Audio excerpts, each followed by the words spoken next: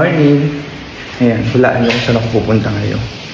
Nagalang tayong malayo-layo ngayon. Punta tayo ngayon ng Osaka para puntahan si Ate Jen. So, my God, first time kong sasakay ng Shinkansen. So excited na ako. So, let's go. Ang aga ko nga gumising para nga lang mag-solo trip.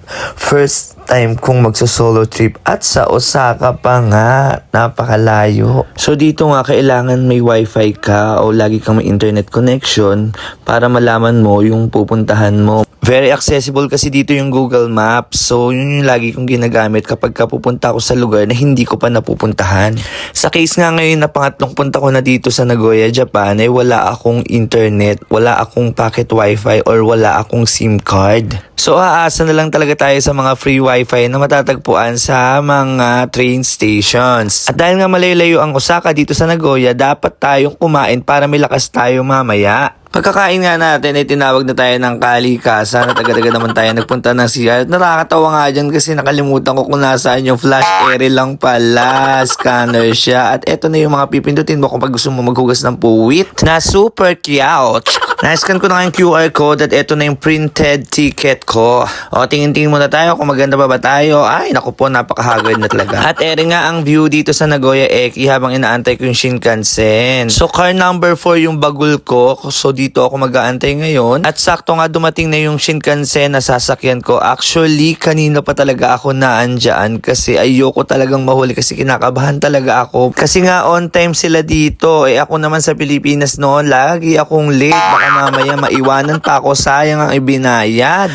At matulid nga talaga ang andar ng Shinkansen dahil kulang isang oras nandun ako sa Shin Osaka Station. Hindi talaga ako natulog sa biyahe kasi tignan nyo naman, napakaganda ng tanawin habang bumabiyahe ka. O diba sabi ko sa inyo, mabilis lang kasi tignan mo, ilang video lang nandito na ako sa Shin Osaka Station. So, nandito na ako sa Osaka. Nakababa ko lang sa Shin Osaka Station. So, bababa na ako para hanapin naman si Ate Jen. Hindi ako fresh. So hindi ko na nga na-videoan yung paano kami naghanap ang dalawa. Natawa kami dyan kasi nga nahanap namin yung isa't isa kanina. At eto nga at magkasama na kaming talaga. Nakakita pa nga ako ng isang tren at punong-punong ito at naalala ko tuloy yung LRT dyan sa Pilipinas. Kasi halos lahat naman na nasakyan kong tren dito ay hindi napupuno ng ganyan. Sabi nga ni Ate Jen, may mga plano na siya ngayong araw para sa pagdating ko dito. Hindi ko na nga sinama dito yung kumain kami ng ramen sa ramen na nila. Kasi iniba ko ng vlog yun. At nakita ako ng PCX at na-miss ko yung NMAX ko. At fast forward na nga tayo at eto, nakasakay kami sa tuko-tuko nila Ate Jen at ni Kuya hapon na asawa niya. Iikot daw nila ako sa Korean at nakita nga namin maya-maya, ay may hanami, ang ganda. Sabi nga ni Kuya, ay pumunta daw kami sa spot na makikita pa namin ng mas maganda. Marami na nga rin daw dong taong nanonood at nakaabang. Kalahating araw pa nga lang ay marami-rami na rin akong napuntahan.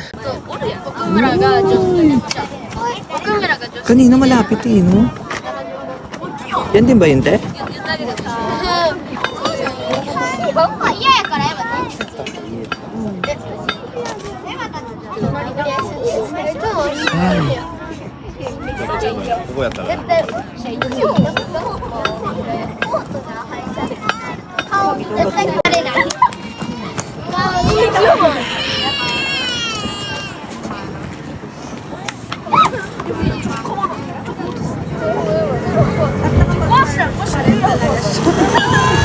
Kaya nga.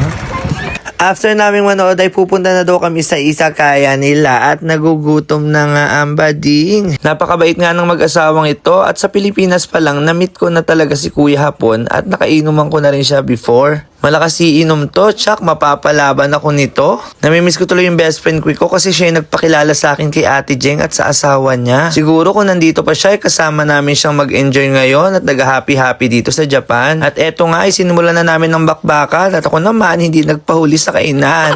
At panoorin nyo sa susunod ng mga video ko yung iba pang napuntahan ko dito sa Osaka. Bye-bye!